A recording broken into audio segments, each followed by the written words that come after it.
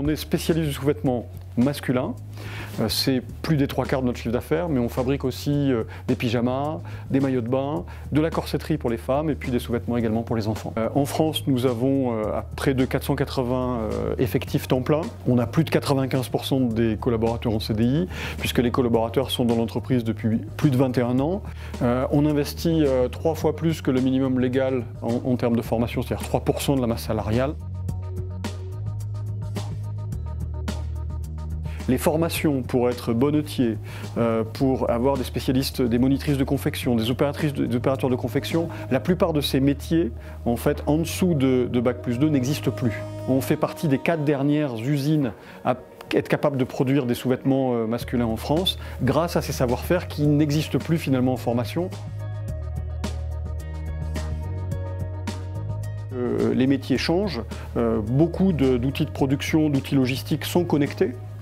Et donc, il est important que les salariés eux-mêmes puissent accompagner. Et quand vous avez des salariés qui ont 21 ans d'ancienneté, forcément, la manière de travailler aujourd'hui n'est plus la même que celle qu'ils ont connue quand ils sont entrés dans l'entreprise. Nous avons aujourd'hui, d'après Kantar, d'après les panels, 1,5 million de consommateurs qui n'achètent leurs sous-vêtements masculins que sur Internet.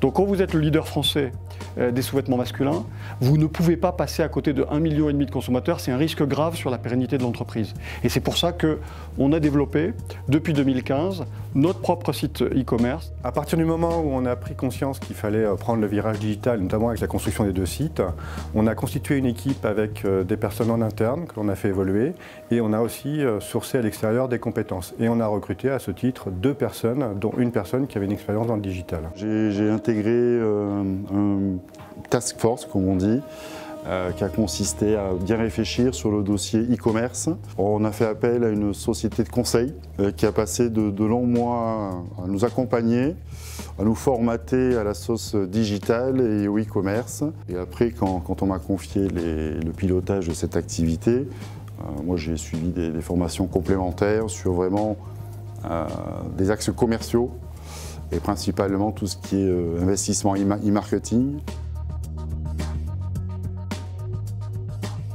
Alors dans la société, on privilégie beaucoup la formation interne, mais on a un volet numérique, tout comme l'année dernière où on avait distillé une formation connaissances digitales, notamment associée au marketing, qui avait été dispensée auprès des directions marketing et merchandising.